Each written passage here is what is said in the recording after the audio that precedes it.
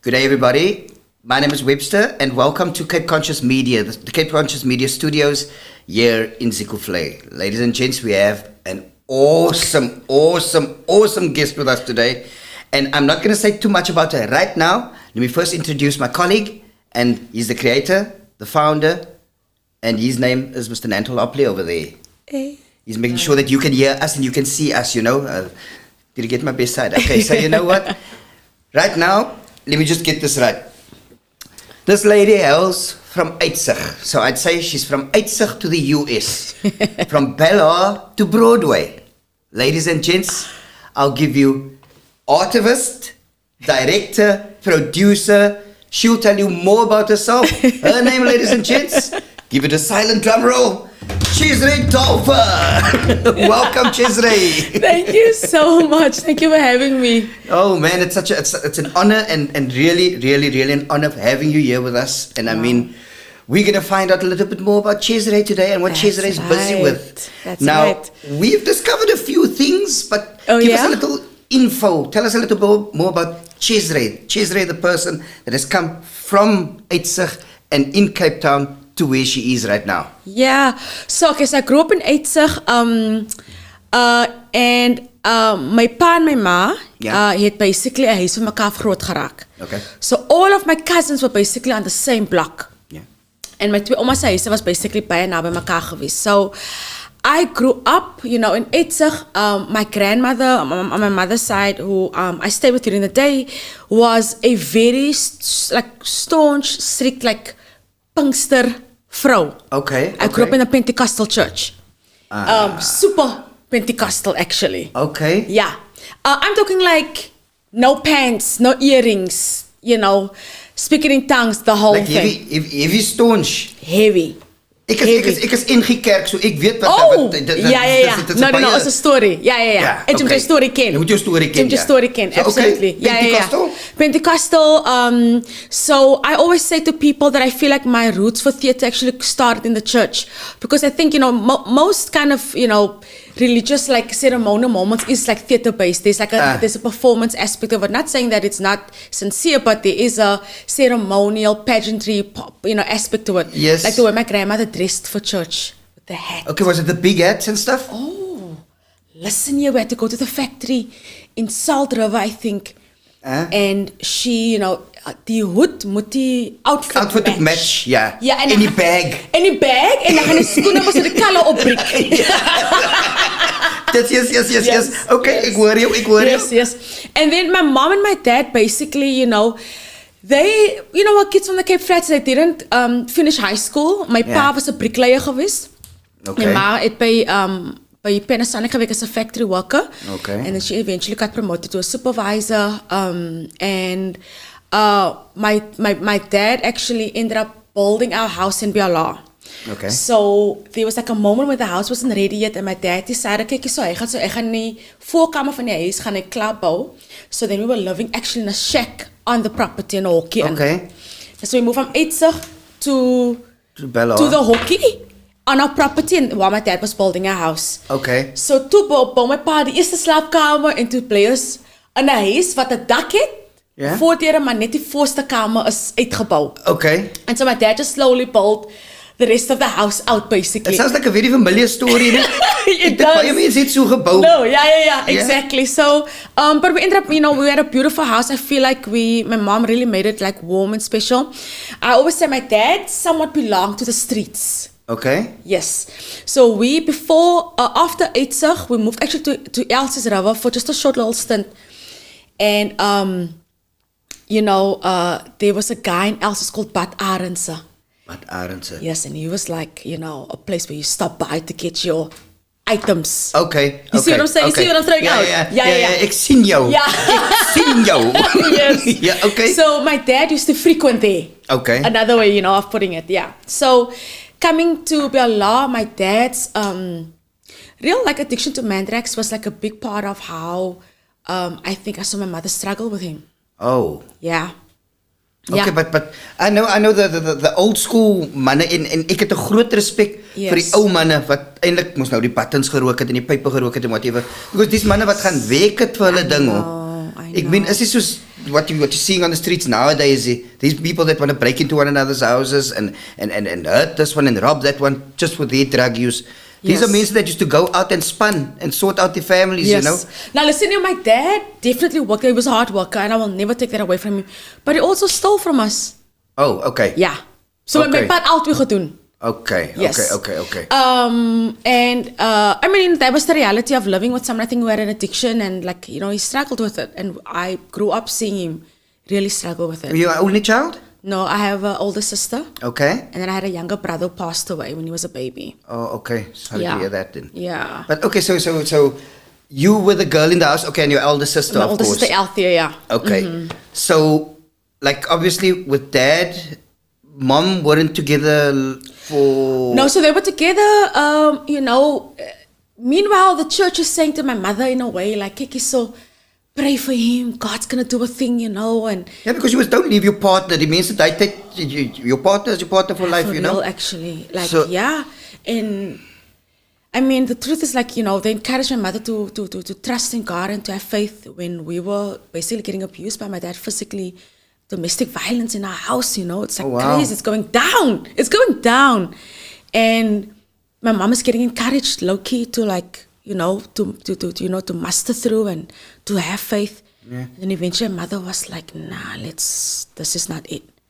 Okay. And then she left my dad, and it was a really happy day for us, because in some ways living in that kind of constant back and forth, you know, there's lots of moments of joy and love and humor we had in the home, but we had equally scary times in our home growing up. Of course. Yeah. But now that's most probably what has built your character also, because I mean, that is everything that happens in life, we all know that is what kind of steers us into a certain direction. Yeah. Now that's what I wanted to ask you.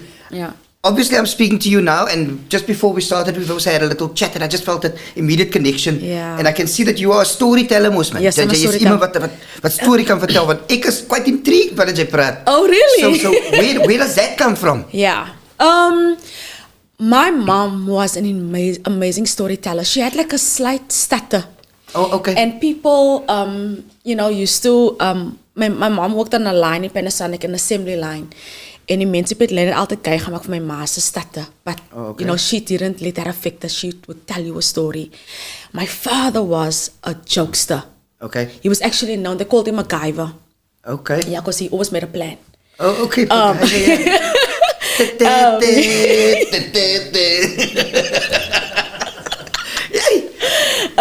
And he was a comedian. Like, my father cracked people up. So I used to grow up with, like, my mom was an amazing storyteller, and my dad was like just a straight up jokester. Okay. You know, and between the two of them, I think there was like a chemistry that I think I didn't even know I was cultivating. But just growing up in Uitsig and also extension, you know, almal vertel goeie stories. Van die stories is lekker. You know what I mean? As goeie stories. Story vertel. Hey! Moet jy eers praat van as hy die sound effect soek insit. Yo! Sound effects! So gehoor het hoe val hy man gekwa. Yo, so my third person, second narration, you know, we someone like third voice in the... Yeah, no, we come from like a legacy of really amazing storytellers. So, and then you grow up, you know, like on the Cape Flats, you know, there's things happening in school, there's things happening in the neighborhood, there's gangsterism. Die ene gaan met die ene uit, die taxi queens, die taxi drivers, there's always a lot to talk about, you know? And so you grow up in a community where there is actually always stories being told. Okay. Then another aspect of it, I would say, my oma was like a community counselor gewees. Okay. Yeah. Okay. Also was now. There's always that auntie. Yes. Also was now. My grandfather was now also in the church. Hulle is godsmense, die mense kyk op na hulle and that kind of thing. So people used to come over to my grandmother's house, young, with their whole life stories and come to her for advice and guidance, and sometimes we would just sit by and hear the stories. So, and that was, some stories being shared, you know what I mean? So I think that also kind of added to it. But yeah, I would say that's part of the context for it. You know, I'm listening to you, and I've got a similar story to that as well, because really? I know my family is also very staunch. And like I say, ons is mos nou NG Kerk, jy weet, NG Kerk is, jy weet, is, daar's mos nou, soos hulle gehad het, is NG Kerk, wat nou die wit mense, dis hulle kerk. Dan het jy mos nou NG Sending Kerk, dis nou die kleerling.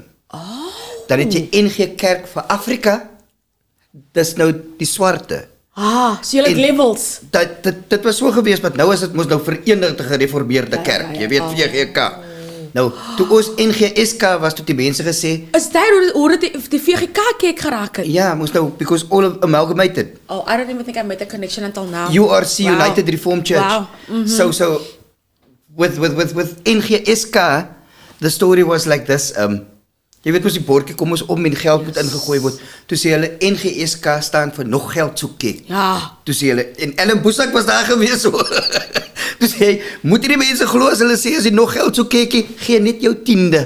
Ja, jy hoef nie En vir te baie gee nie. mense is daai baie, Is né? baie ja, jou 10de. 10%. So, then I was now into the youth. And when I went to the youth, I'm telling you, Chesray, this is when I saw other churches. Yeah. And I'm talking about now like the Same. Pentecost. And when I went in there, it was like I went into a whole different dimension. Because, jy weet, as mos nou nie, daar word die hande geklap in die kerk by ons, Ja, daar word nie yes, eens gemove, Ja, as jy sing heavy nie, days. niks soos daai nie. En hier kom ons by 'n kerk waar die mense jubel en juig en nou word die hand in die kop en val die mense. Val jy kringdans. En ek sê, wat gaan hier aan? Ja. Want dis nou Twilight Zone besigheid. Ja. So, vir my is die alles stories wat ek kan terugbring. Ja. So, is this basically also the type of thing that inspired you? I think so. I think definitely like growing. So I also like you. I joined the youth, and then if you were part of the youth, you were part of the youth choir. So then we also sang. Yes. And so I sang in youth. I'm not necessarily a singer, but I love to sing. Okay. You know what I mean? And so I think that also like. Obviously, you must have an ear because, I mean, you're No, I busy have with an ear. Yeah, no, I musicals and definitely stuff. have an ear. Yeah. Oh, for sure. Yeah, I direct musicals. Yeah. So so that inspired me. But you know, my mother really was my anchor and was the reason for me to push harder. Na sy my pa gelos het en op haar eie voete gestaan het, I mean, my mother was that girl, like that girl, Esther Monica Dolpha. And she, you know, got a license, got her own car from her sisters. My mom was the first one to get a license. Even to this day, she's actually the only one of her sisters who had a license, who had her own car, who was independent. And so I just got this blueprint of what independence looked like and what does it look like when a woman like my mother, who came really with very little but built so much. Yeah.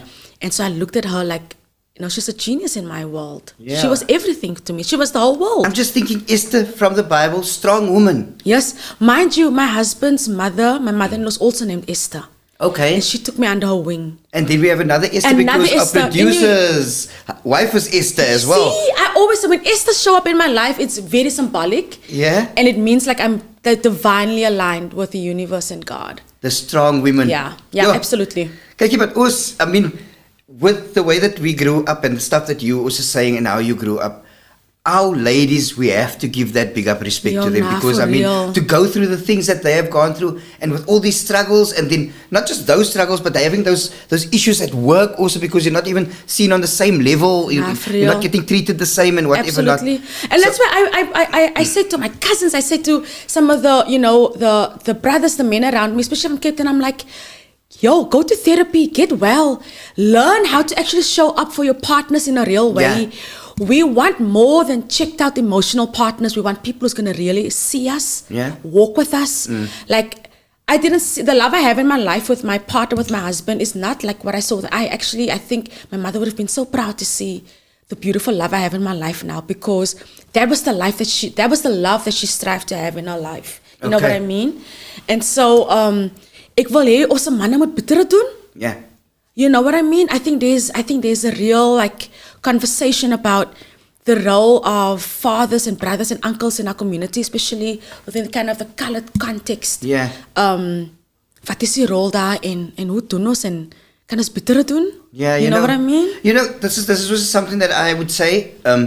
My mother was also in an abusive relationship. Oh, really? So you're also a domestic violence survivor. Domestic violence. Yo. But I never grew up with my mom. I was with my grandmother. Now that's another legacy that we have on the Cape Flats. You understand? Yes. So my grand aunt actually. Oh, so your oma's a sister. Yeah, but my oma is oorlede voor ek gebore is. Oh. So I lived with my grand aunt. And my aunties and the uncles and you know, die huis is vol mense, ons was soveel gewees. Let me see, 7 kids and 4 adults, 11 in the house. Wow. So, but lovely. there's nothing that I can say that I needed or missed, because my uncle was the perfect father figure. He was but very staunch, and he's also, if he says black is white, then you must say it's white. And if it's not white, then you are the one that's wrong. Okay. So I grew up with that. Yeah. But then I also said, with what I saw with my mom, I'm not going to be that guy that actually does that to a woman. So jou pa was die een wat abusive was teenoor jou ma?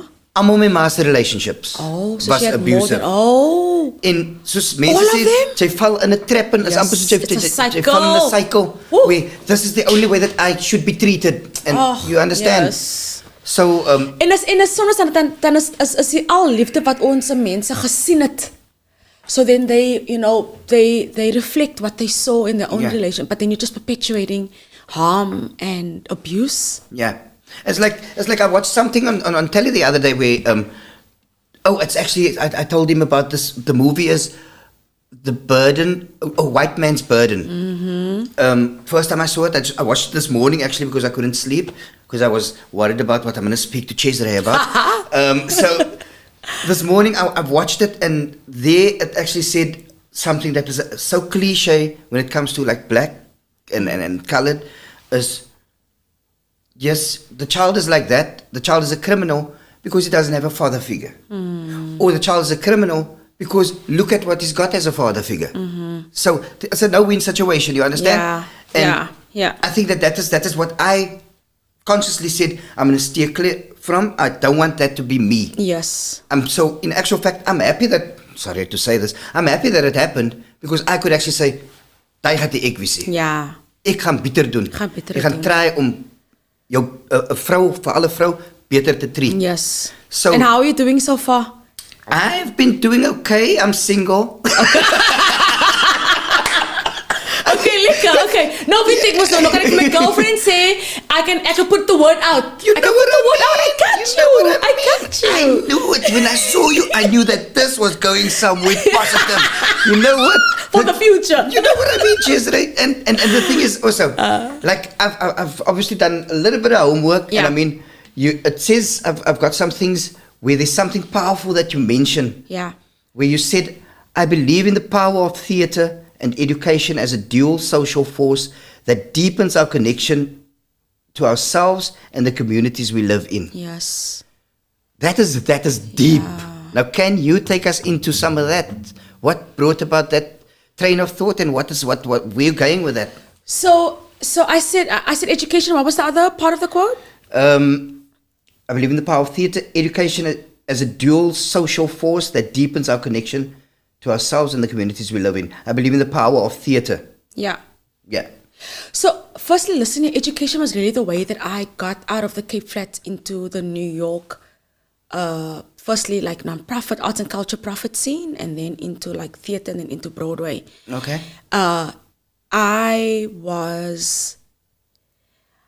I was pretty average in high school. I wouldn't say I was a smart kid, but I worked really hard. What is And, average 70%?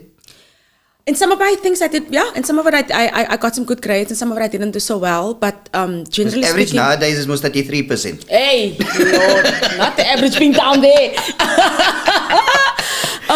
But when I got to UWC and I really started studying what I was passionate about, I was doing a BA in arts and psychology, sociology. I loved it, and I was like, yo, this is actually someone, because I'm interested in human beings, I think. And at that point at UWC, there wasn't a theatre program, but there was like a small ensemble thing that was happening in the English department.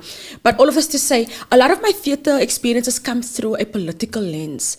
My first teaching artist experience in Cape Town was in Mitchell's Plain at Glendale High, actually. Glendale? Yeah. So we taught, we had this theatre group, ensemble group at UWC, and we went to Glendale because at that point, Glendale was starting to integrate students, black and colored students. And there was this question around students not wanting to actually socially integrate after apartheid. And so our theatre group was kind of commissioned or brought in to help understand how can we use And it's the theatre arts. perfect way, eh? Literally. It's perfect way. It's such a powerful way. Music and theatre, you can't. That is the medium all the way. So that's so my roots in theatre always was from an activism, from an artivist point of view. The idea is that There's that word, that I mentioned, artivist. I love that word. Yes, exactly. That we're not just telling art for the sake of art, but there's art with a political focus and undergroundedness. I went to UWC. I went to a radical school. I was part of the ANC Youth League. Okay, I got radicalized at UWC. Young Lions. Yo, for real. Like I got radicalized there, and all of our dormitories at UWC is named after freedom fighters or women who were freedom fighters.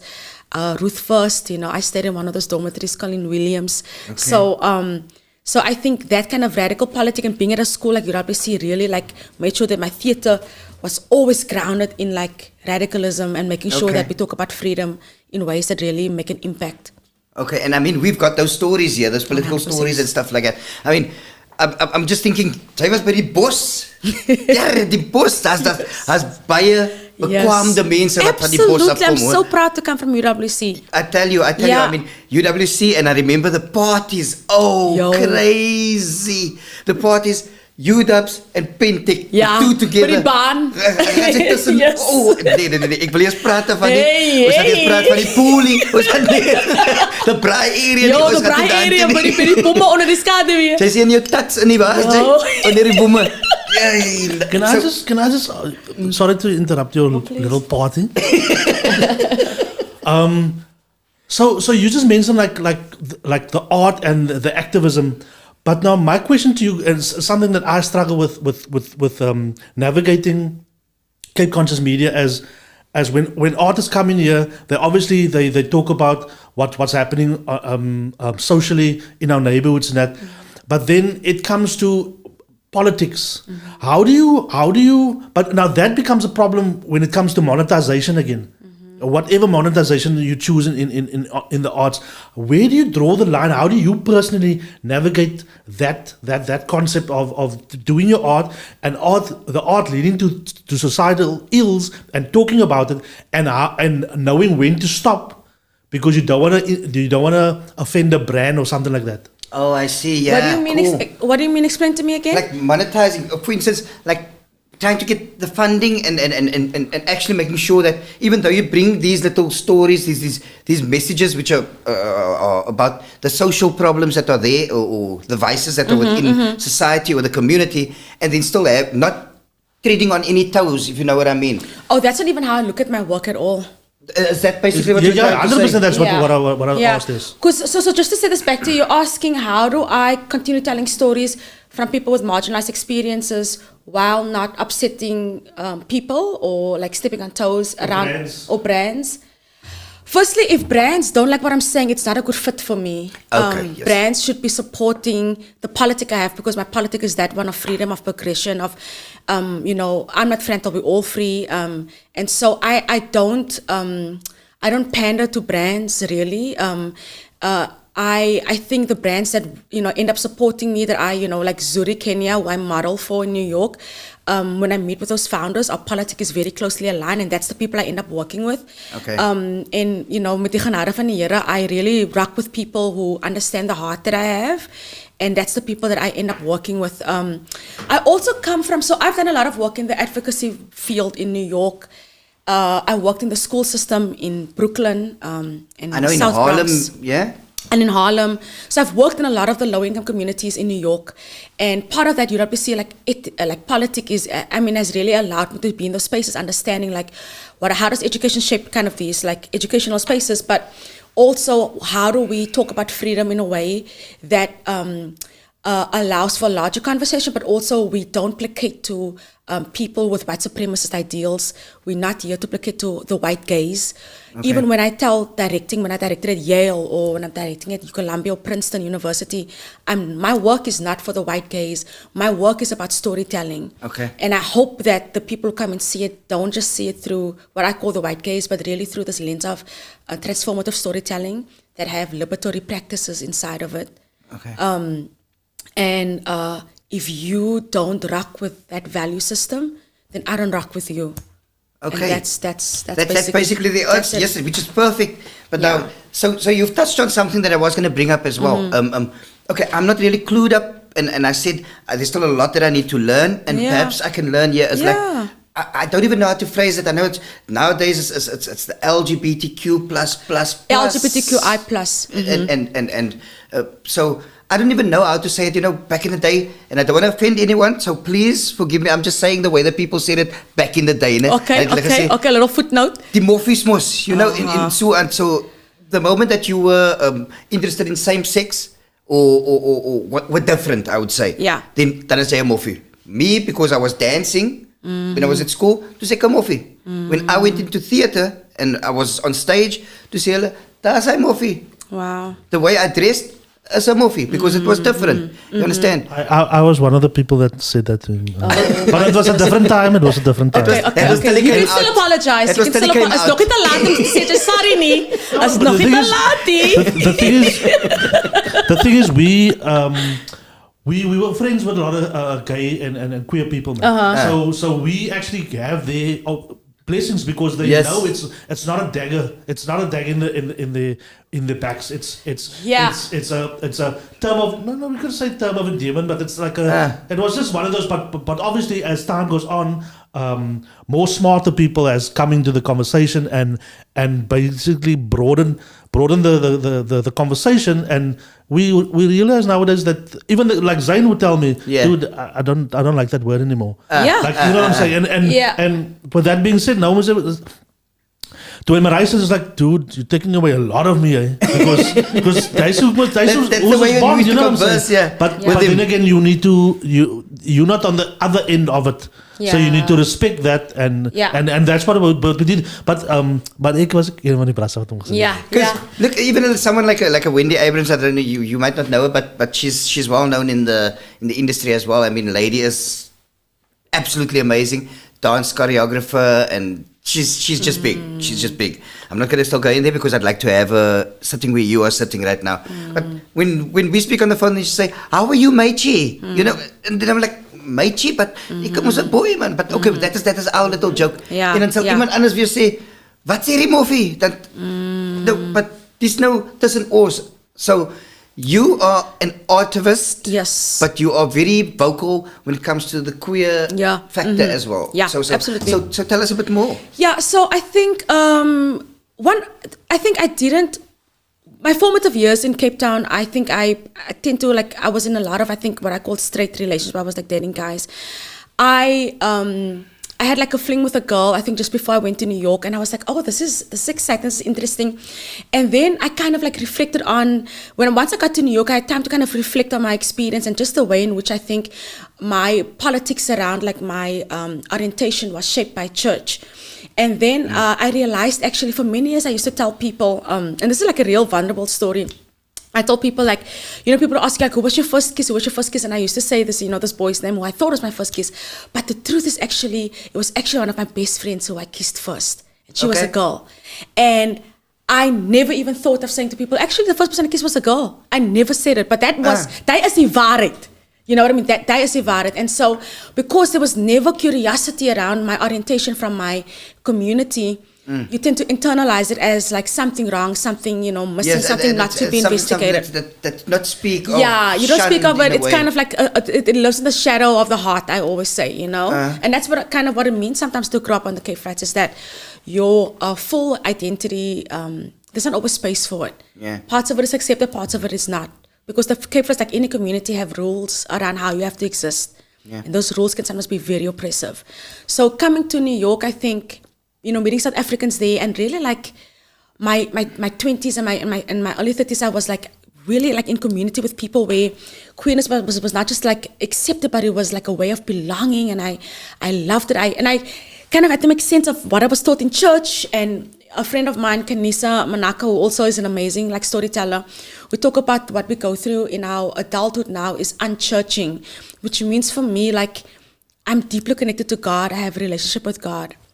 But my God is incredibly expansive and is not afraid of queerness, and actually deeply encompasses the whole experience, and it doesn't exist outside of it. Yeah. So in New York, I'm almost explicitly directing queer work, especially with Black women, Black femmes. I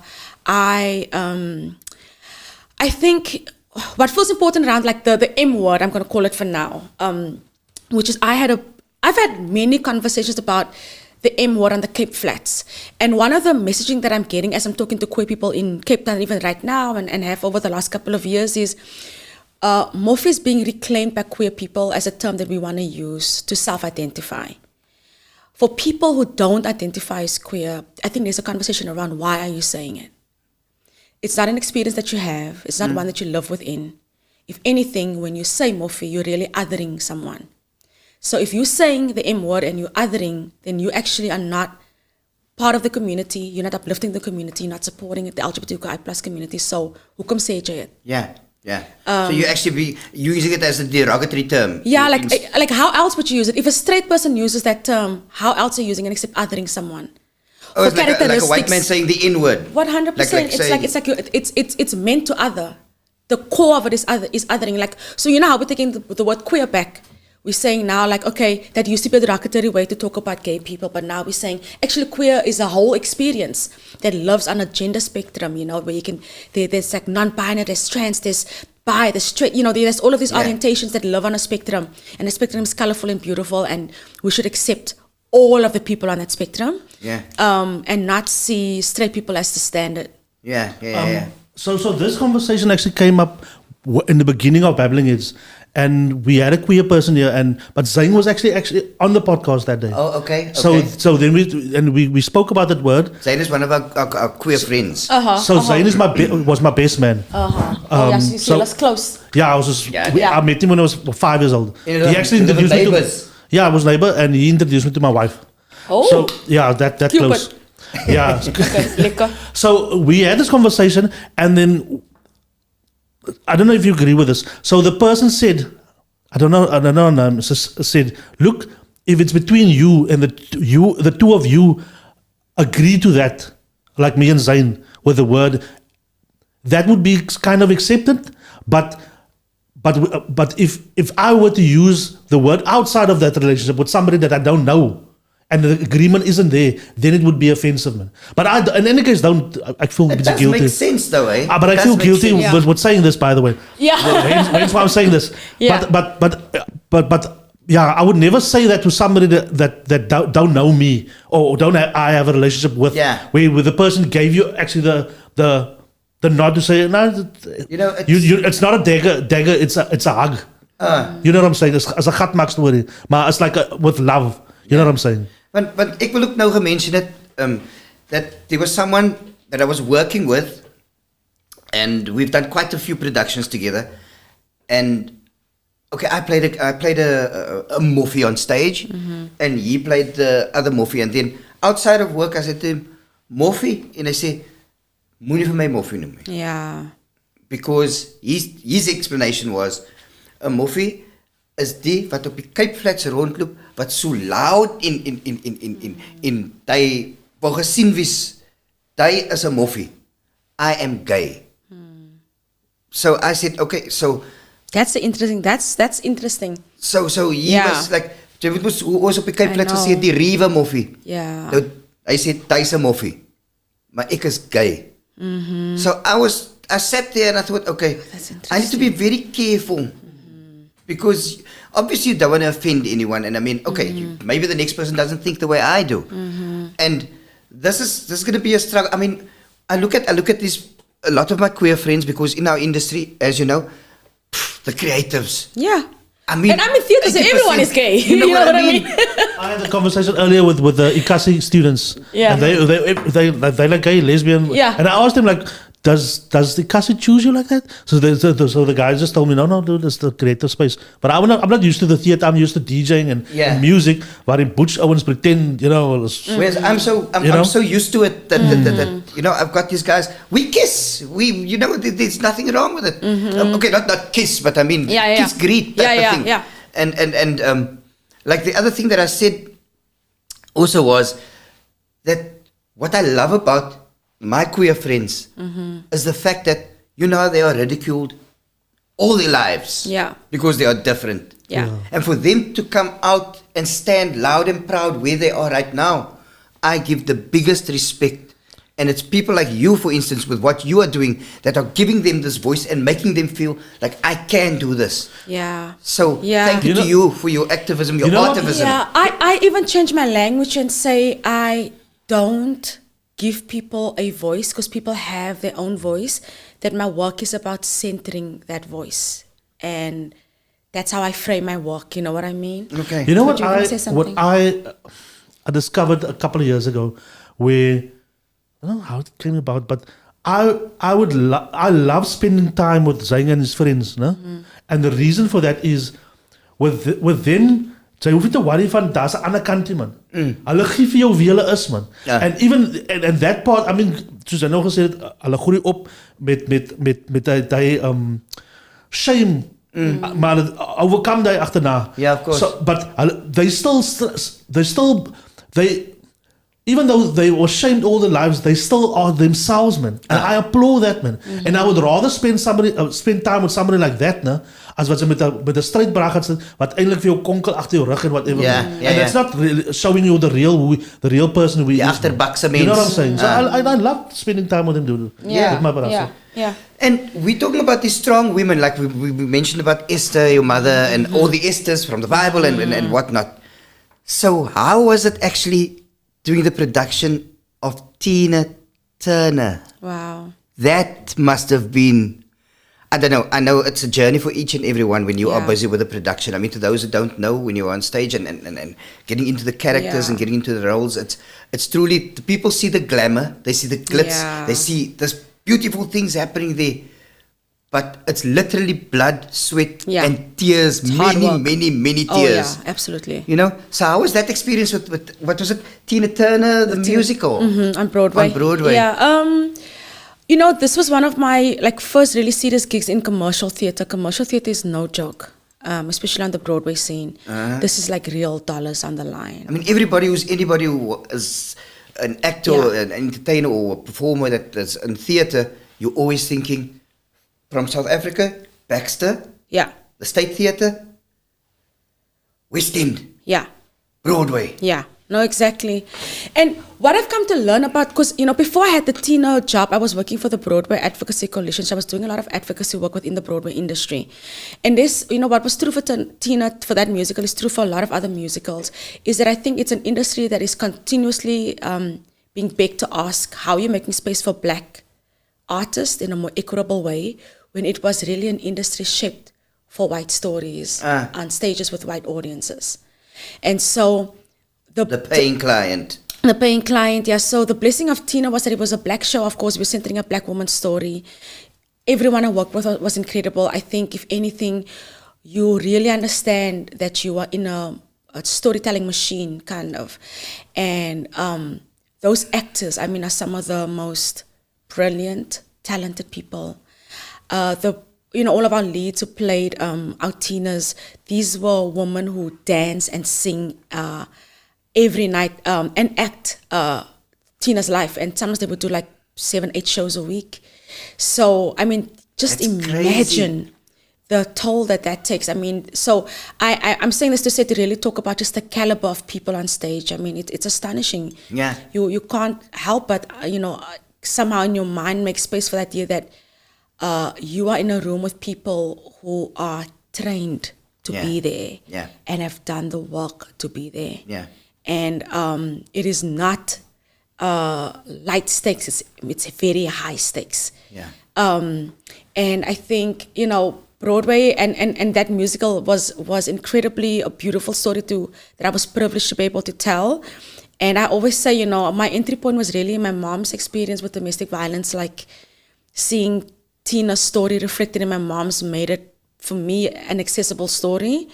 And I just continued going to work, wanting to make the actors proud of the work I was doing, and at least show people that, that you just have to keep doing good work, and, believe in the art that you're creating. And so that's kind of the energy that I went into, that experience with. But it's harde werk, it's lang ure.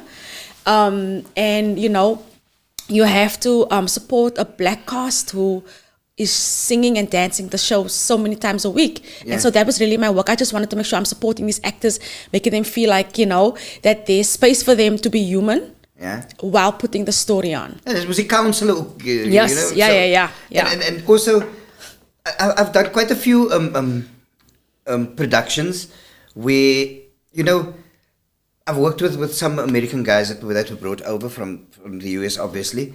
And then, obviously, with the accents, we had to train with the accents. Aviva Pelham was still the one that taught us how to do this.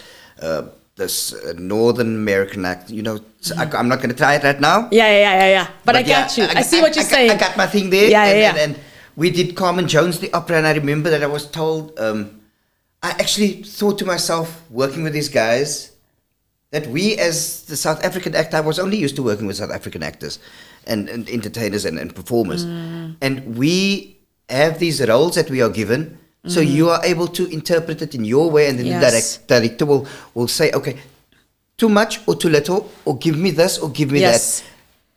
Yeah. But with not this specific production, but working with some other American artists, they wouldn't do that type of thing. They would the director had to spoon feed them and give them everything that they needed to do, like this, like that, like this.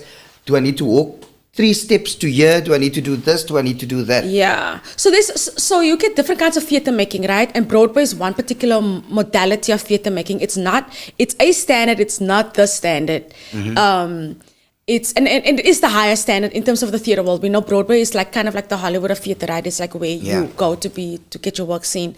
But with that said, there's off Broadway, there's off of Broadway, then there's off Broadway. So you get all of these other. So that's like the fringe, you would say. Yeah, exactly. So I see all of them as valid ways of storytelling, as legitimate ways of making theater. And in my work as someone who does storytelling for change, I think all of that theater making is valid and it's legitimate, and also our work has to decenter Broadway as the mountaintop. Because there's lots of other ways in which we can share the story. If we're gonna wait for Broadway to make space for all of us, which it's a slow machine, we're gonna wait our whole life. So while we're doing good work on Broadway, we're also making theater off Broadway, making theater in Harlem, we're creating theater in Brooklyn, we're creating niches of theater making experiences. I am working right now with a cohort of women at Columbia who are all formerly incarcerated, and I'm helping them tell their story. And so, see what I'm saying? So there's lots of ways in which theater making for me is meaningful, and Broadway has been one of the most transformative experiences for me, but it's not the only one that I would say shaped my politic around directing. Oh, okay. Because look, everyone, like I mentioned before this, everyone as an actor, you kind of Broadway. Oh, that then if you've made it to Broadway, then you and the way. But then you get to Broadway, but then you realize, it's an industry. Yeah. That is run often by a small group of white privileged people who are getting pressured to make space for more BIPOC, meaning Black, Indigenous, people of color, queer identities on stage. So there's this constant push to make Broadway more diverse. Yeah. And it's hard to do it when the top structure, where the power and the real money is, when that doesn't change. You see what I'm saying? So I am part now of a producing arm of Broadway. It's called Score 3, and it's like a Black investor group. And, and Score 3 specifically is about trying to create pathways for producers like me who are Black to come and produce on the Broadway platform. And Gypsy is my first, that's now up for 5 Tony nominations, is my first Broadway production where I'm stepping in as a producer or part of a producing company. And I would just say this, Broadway is a business. And when you bring business in with art making, like Hollywood, I'm sure there's a real conversation there about how are you doing this for real. Yeah.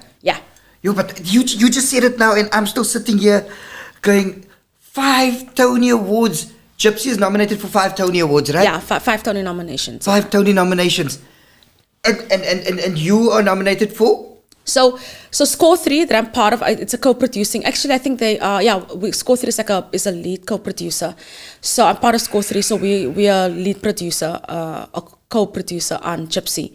Okay. And the production is up for 5 Tony nominations. So this is my first time being Tony nominated for, coming in as kind of a co-producer. Yeah. Wow, that's amazing. I mean, Yeah. that is the Oscars of the theatre world, Absolutely. That is the So Oscars. when I was at Tina, I was at the Tonys, that year, because Tina won a Tony that year for our lead. So in actual fact, you won a Tony. Yeah, the production I worked on won a Tony. Yeah, David, Tina, wow. our lead won a Tony. Adrian Warren. Was it your Tony? Was it the E.T.?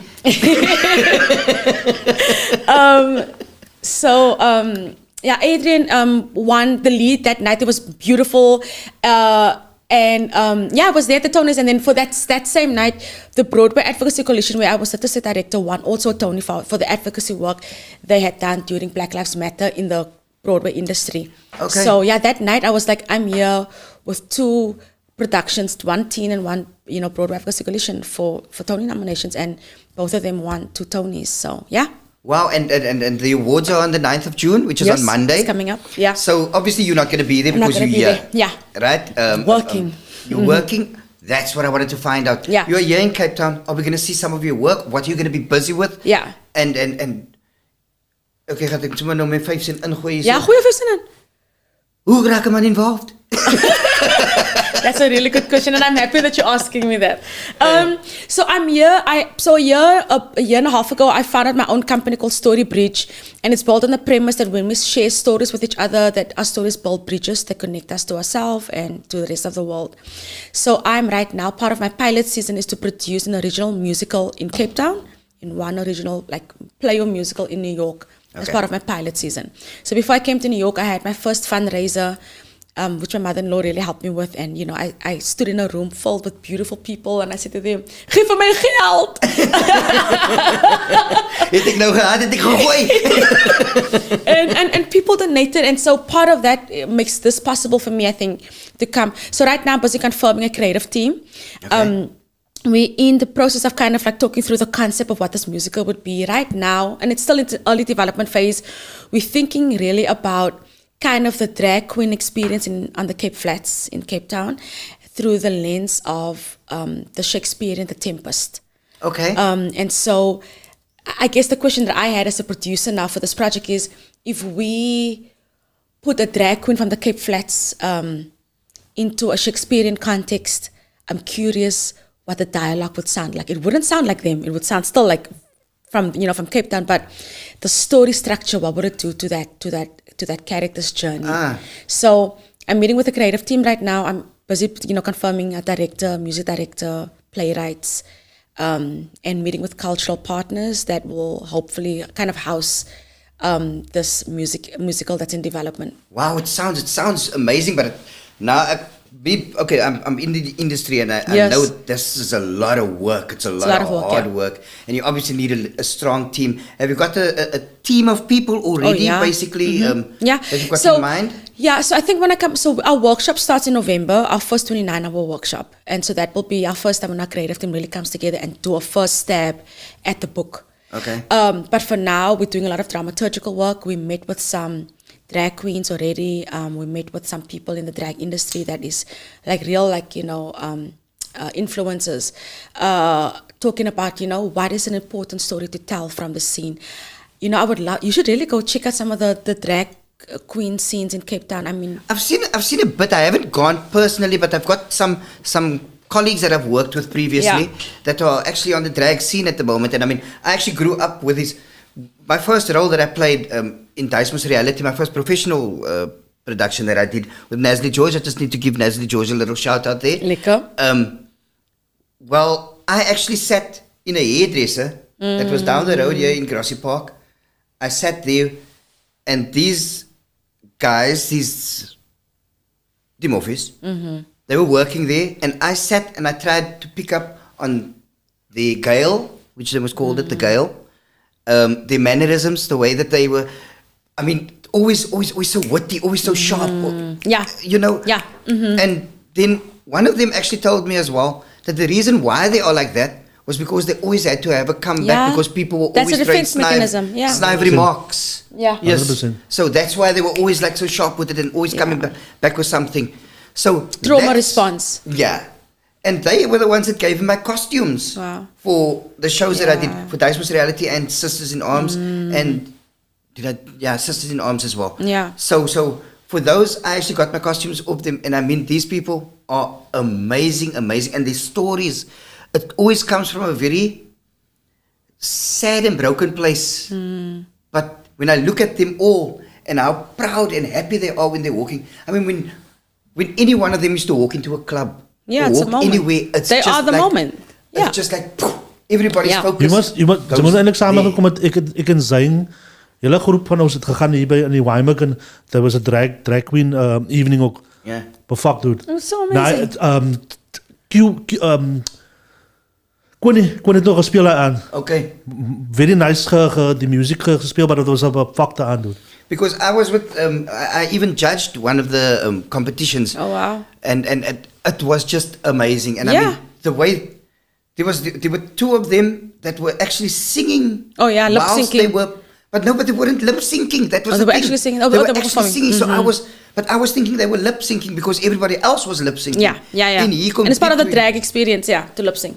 And I was, how amazing is this? And I see that the scene is becoming quite big. Is there anything that you'll be doing here in Cape Town or checking out in Cape Town? So I mean, I'm always seeing art when I'm in Cape Town right now, but I think my biggest priority now is to confirm this creative team to get, to get the, get the agreements out, get the creative team confirmed, making sure that, I put together a project that is hard not to fund.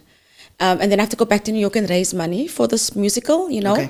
But I think once I come back in November and we do that first stab of the book, I think then I have a really good sense of like how I'm going to continue supporting this project.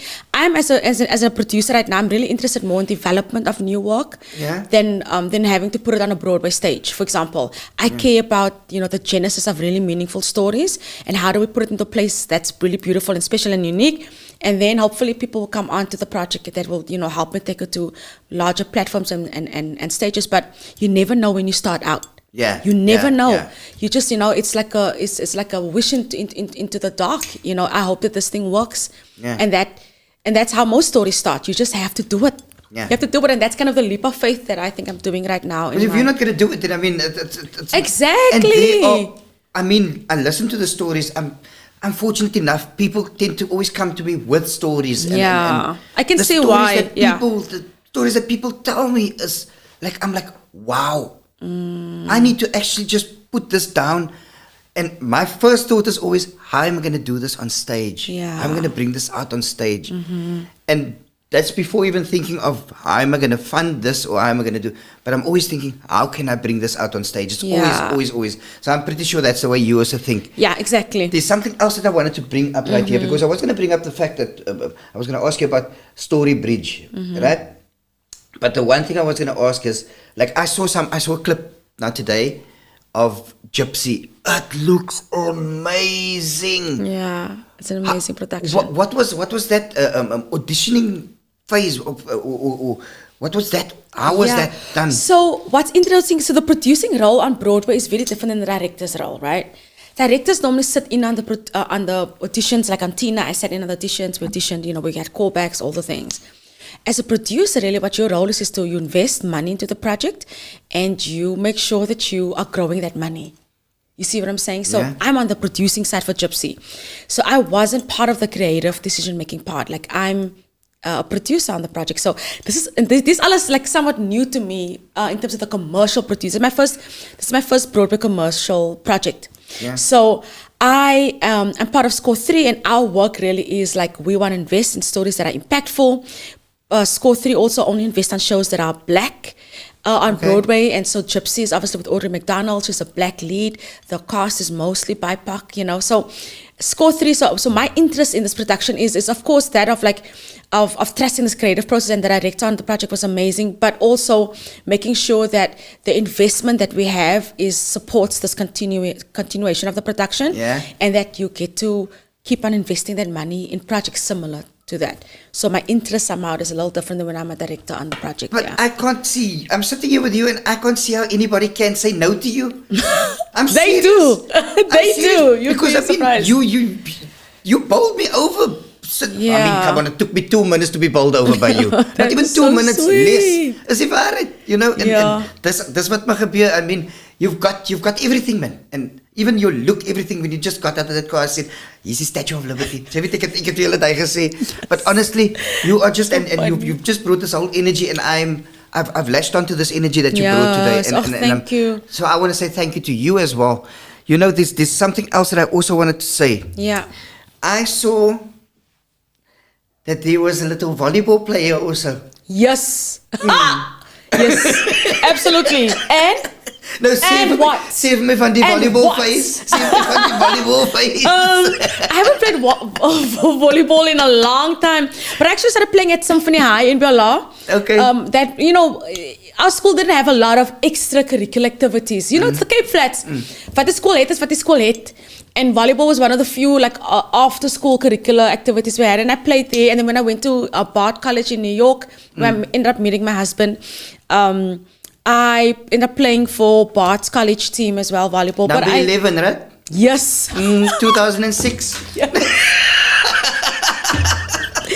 Yes, and I'll take you two on anytime. Just let me know what day. By the way, ek was die setter geweest. So Oh, so that's like lekker van die spike. Yeah, so we're good. Ek was die number 9. So So we're good. We can actually make it work. You know what I mean? We can make it work. Ek het baie min gespike want ek het nooit gehaal het nie. Yeah, no, I love a good setter.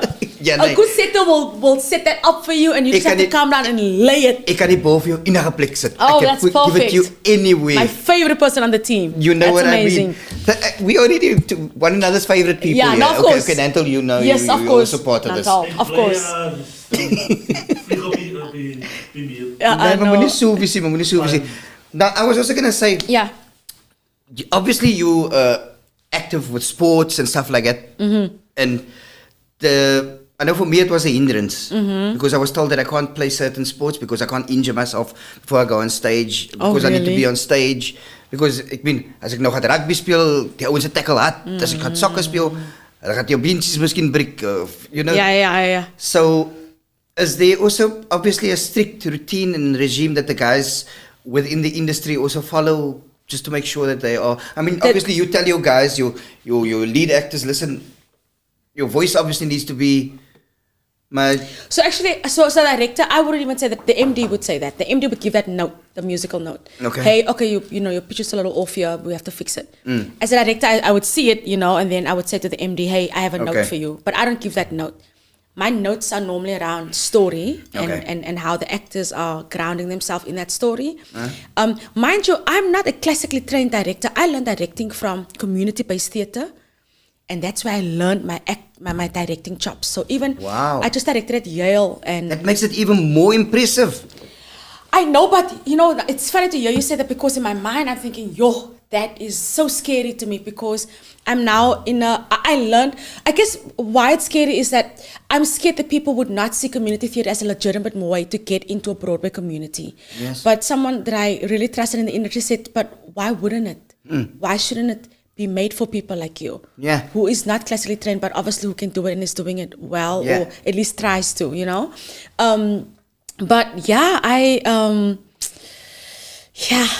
And die ding is die, jongens, if I got it correctly, Oprah Winfrey Fellow. Yeah. So Oprah paid for, I got an Oprah Winfrey scholarship to go to NYU for grad school. Okay. So my master's is actually in public policy and nonprofit management. Yeah. And so for 10 years. I didn't want to make that whole speech. Yeah, and it's a long title. It's a long title, yeah.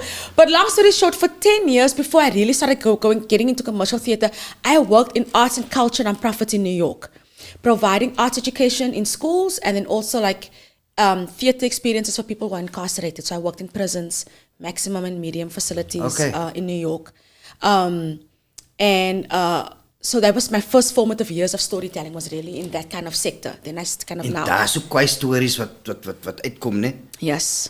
So everywhere that you were involved in is basically you've got so much content coming. You've got so much stories. Stories. Yeah. Okay, and then Oprah was at the opening night of Gypsy. Yes. Was she? It wasn't the opening. Was it the opening night? It wasn't the opening night, but she came with Gail. She came and her video went viral because she was crying. I mean, the response that she had from seeing Audrey McDonald on stage.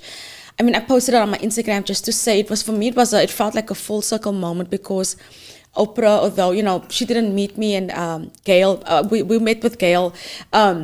But she, made it possible for me to go from Uitsig van Belhar to NYU, where I got my grad school degree from, and then ended up staying there, and then to come see Oprah on stage, loving the story as much as I did. Like, it was just full circle. Wow, that's more than full circle. I mean, if Oprah cried, then I'm pretty sure if she was on stage, she was going to go, you get to cry, you get to cry, you get to cry.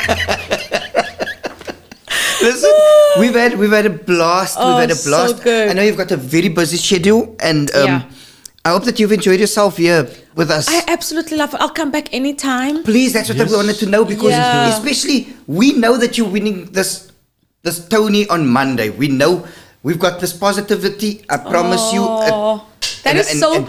Julle is so nice and like genuine, and That's what thank you. I really do appreciate it. What I always tell people is, when you are yourself and you're giving the truth, then what else is there's nothing else. If you know what it is? For myself and Ryan Josen, he was a host previously. He said whenever somebody comes here, and they bring positivity, he says it sticks to the wall, man. And so that's why when I do my business work, I don't like to sit too much in this room. I like to just come in when the conversation is being had, man. I don't want to get used to it, man. But I think that energy it just stays here, and when you're the host, you just latch onto the walls for the energy, and then you just bestow it onto the guest. You know what I'm saying? And I always say energy doesn't lie. Yeah. Energy doesn't lie. Like, your energy is so beautiful, and I think actually a lot of my creative work is around like filling up people's energy and making sure that it's well positioned for good storytelling. So I really care about how people, how people move around me, the energy, the vibes. The vibes have to vibe. The vibes have to vibe.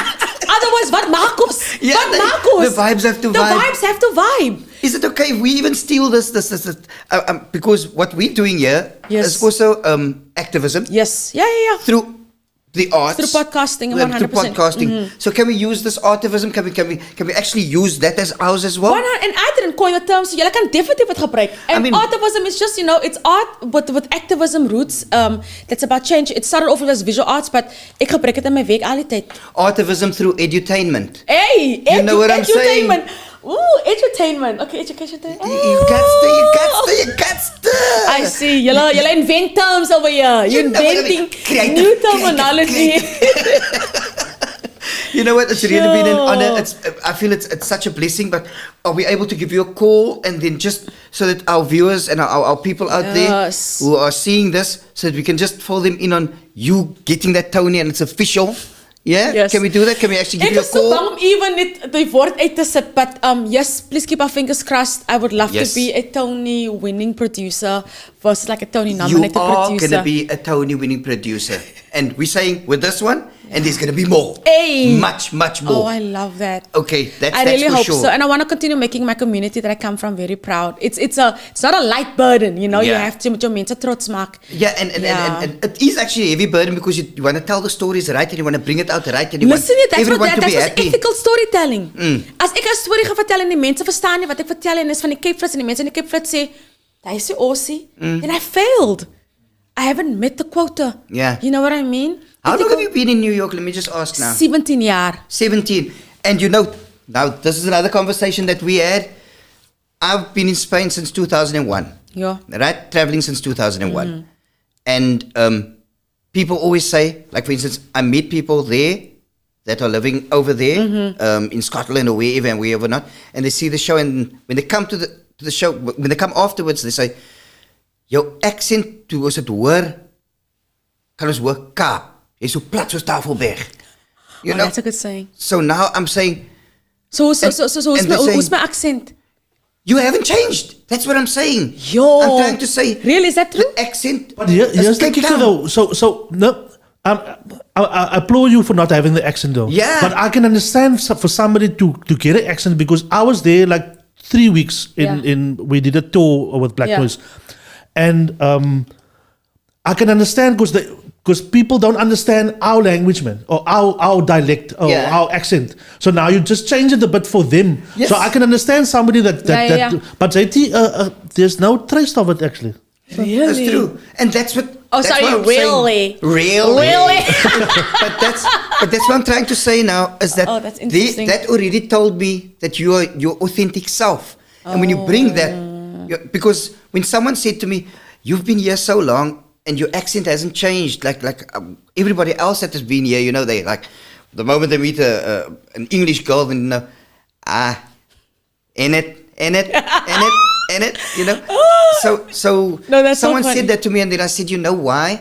It's because I found the skin that I need to be in. Yeah. I found my personality. I found who I Exactly. am. And I'm feeling that with you. And I mean, if that comes through in all your stories, then there are many more Tonys coming your way. Oh my goodness. I promise you, I Ek kan feel vaar it. die seëning om my lewe. Yeah, the blessing, the ek kan vaar die Pentecost. seëning om my lewe. Oh, that's really beautiful. I mean, it's interesting to hear you guys say that actually because alle kere as ek Kaap toe kom, as jy die mense comment on my accent or the lack thereof, which is interesting to me because that means people were expecting me to come back with a little Rah, you know, yeah. a little something for the culture. Hey, okay. But you know, on the other hand, I come from very humble beginnings on the Cape Flats. Ek weet nie sê hoe om enige iets anders te visie. And if I float too far away from my genesis, my beginning point, then I'm really just a star out in the universe. I always want to have that anchor back to where I come from. And I feel like language is such a beautiful way to position me right into the Cape Flats. Like you can hear me anywhere in New York and you can hear, oh, this is not I'm not from Joburg, I'm not from Durban, I'm from the Cape Flats. And you can hear that in the way I speak. And for me, that means like, it's a way to give homage to the Cape Flats. I think when I'm in New York, is that ek is hier om soos julle te praat, ek is hier om te praat. Ja. En dis die punt. Hulle kan my verstaan nie, hulle kan my nie verstaan nie. En die mense like ons accent. Dis die mooiste part. Ja. Die mense like ons accent. Ja. They actually love it to bits. Ja. En my kind, you know, wat groot raak in New York en maak altyd gay van my because, you know, I say tomato and she's like tomato. You know, like we have a list actually. Potato. We have a whole list of words that she's making that I say differently. And now sometimes I hear her say it the way I say it. Because I think I want her to make sure that she's like understanding that there's multiple ways to speak English. There's not just the right way. And it's definitely not a colonial way. Ek het 'n probleem met die American way of spelling ook. Ja, asseblief, moenie so hulle begin dan nie. Ons was nou oor die English, you know, the correct way. Oh, en dan kon die mense absolutely. met potato met 'n e. Ek weet nie hoe ek sulke stories sien. Ja, nou weet jy reg nie. Dis nie reg met my nie. Is dit nie reg met my nie? Ja, nee, dit is nie reg nie. Of neighbor with no you. Yes. It's just the O. Yes. You know, Okay. color, yeah, the same. No, it's ridiculous, honestly. But yeah, I think I love also people's accents because New York is such a melting pot. I think because I live in New York City where it's like amulet accents actually, and so it makes it easier for me just to be myself because I don't have to put on. Everyone sounds like this from somewhere else in the world. So ek soek maar net iemand van elders in die wêreld in, you know. En aan die moment die beste way om uit te vind of jy die enigste persoon in hy plek is van jou plek. Ja. Is vloek in jou taal. Of skinne. No, Okay, ek sien so oor die skinne saakies nie, maar no, my vloek dit in jou sister taal. was in New York en sy bly in Washington Heights. As ons op die bus sit of ons op die trein en you know ons wil nou lekker praat oor you know goed is wat aangaan in ons lewe in die en die is so lekker because it's almost like you're going into a combat state. You know wat is dit ek het dit verstaan. En die mense vra altyd vir ons mense dink ons is toeriste in New York en as is nee ons bly ek is in Harlem or the Upper West Side or whatever. So I think it's like a superpower to have another language in a city like New York. It is, and it's quite to actually also play that you don't know what the people are saying, you know, and then just before you get off the bus and you say, is nog nie kwaai wat julle nou gedoen het en wat. Let me tell you a quick little story before we wrap up. No, we don't need to wrap up. You go, girl. This happened was in Mexico. Me, my husband, my daughter went was now last December to Mexico. I'm sitting by the pool at this beautiful resort, like looking over the ocean at the poolside. You know, drinks are flowing. We're having a lekker vacation. En ek hoor Afrikaans van die pool af. Twee wit mense wat Afrikaans praat. So ek lê in die stoel in en ek hoor die man sê, ja nee, die swart mense. En ek lig my kop op en wat is dit? So I'm listening, I'm like, because at first I thought it was Dutch. And of course, hulle expect his iemand. The first time you hear it, you can't hear your head spins. I know, literally, I was laying in the sun, so I was just like, you know, kind of. So it like, wasn't one of the refugees? No! The voortrekkers. Is that the term we're using? The voortrekkers, ja. Yeah, that's appropriate. Yo. And yeah, these two white guys are talking shit about South Africa in the pool. Ja, die van die swart mense en die violence en hulle het getrek, praat kak van South Africa. Yo, I'm thinking heavy days. So now, so I said to him, I call my husband over, and you know, he knows Afrikaans, you know, although he's from New York City. And I said to him, like, should I say something? And he said, you should say something. And I was like, nah, but then I can't hear everything they say. So you first let them do their thing. Yeah, so then I'm like, nah, let me lay back. Let me actually turn. So then I flip my chair so that I can actually, my ear can be closer to the pool.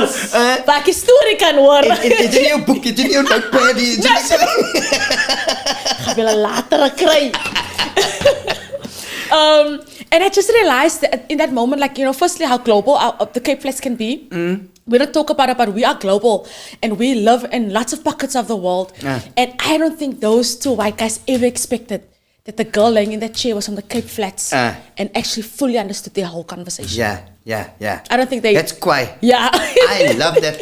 And you saying that, I say that's why we latch on, because I have so many similar stories to yours. Yeah. Because I was also sitting and also in Spain, actually in France. So chilling in France and also at this hotel. And these two South Africans, no, it was 4 of them. There were 2 couples. But they're living in France at the moment. And they were having a jolly little chat. Maar nou in hulle taal, want hulle ding moes nou niemand verstaan nie. En hulle gaat net, en hulle praat van, ja, dis nou seker weer 'n kakshow wat hier gaat wees van. En ons is die show. So hulle praat actually van julle. Hulle praat van ons. Nee, maar kom, ons gaat ergens anders, ons gaat nou, ons gaat maar uit vir die aand, man. Ek het lus met die kakkie, man. Kom, ons kan ons geld ergens anders gaan spandeer. In Afrikaans? In Afrikaans. Right nou? Yo. Nou, switch hulle nou into the French, because the people that are coming are French, but it's on the border of France and Barcelona. So there's a lot of Spanish being spoken as well. So now, what I was doing all the time is I'm speaking Spanish to the people that's around me, speaking Spanish. So they're not checking that this bras now, they're not or clocking anything that like multilingual. that. You know what I'm saying? And now, beautifully, die mense het die first half gekyk, he? Maar ek het hulle gesien inkom vir die second half. Toe die second half anders, gedurende die second half, kom hulle in. And then, normally I do this whole speech where I'd say the different countries, who's from that country, and then I do the accent, you know. Anybody here from Scotland? I don't know what you're doing right here, right now. You know, so I do this type of thing. And then I said, anybody from South Africa?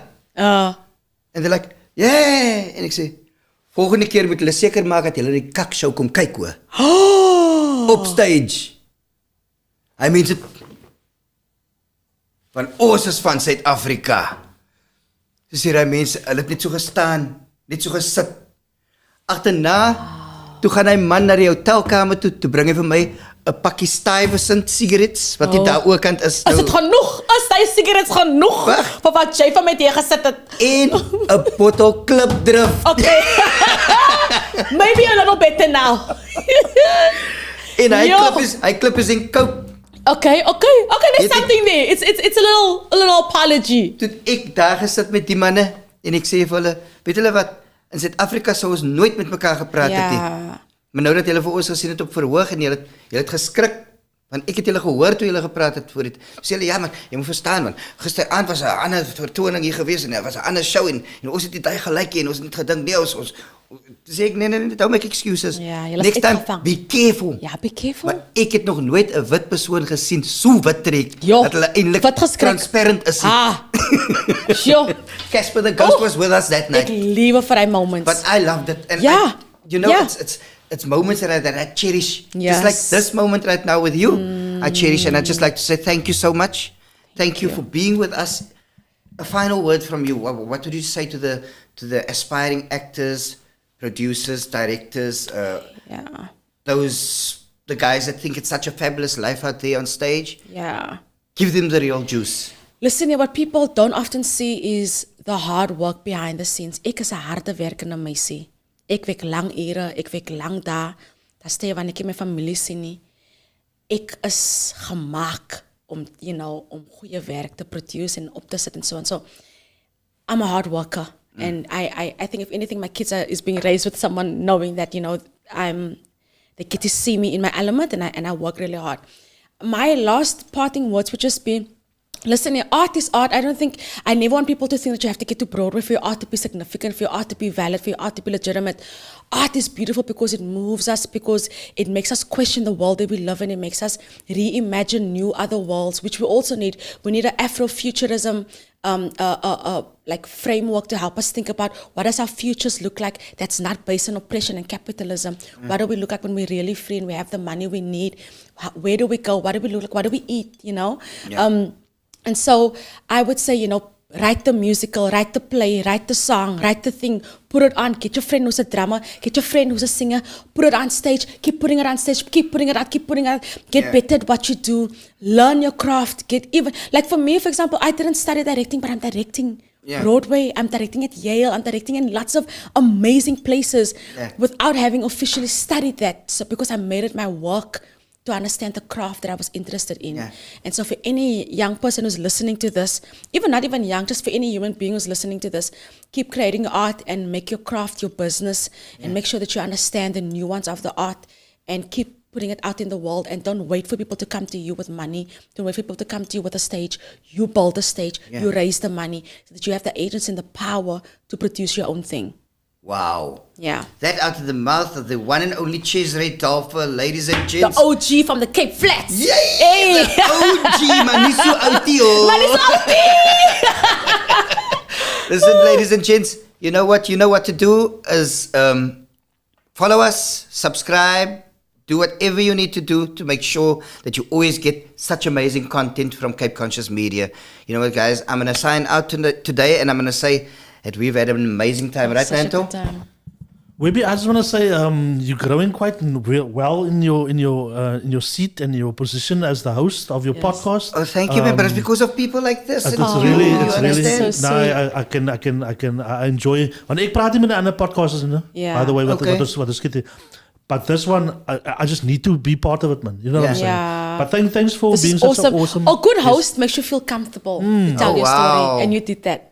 Yo, do you know what you just did? What? Something that has never been seen before. What? You made a black man blush. I don't know if it's the first time. I don't know if it's the first time.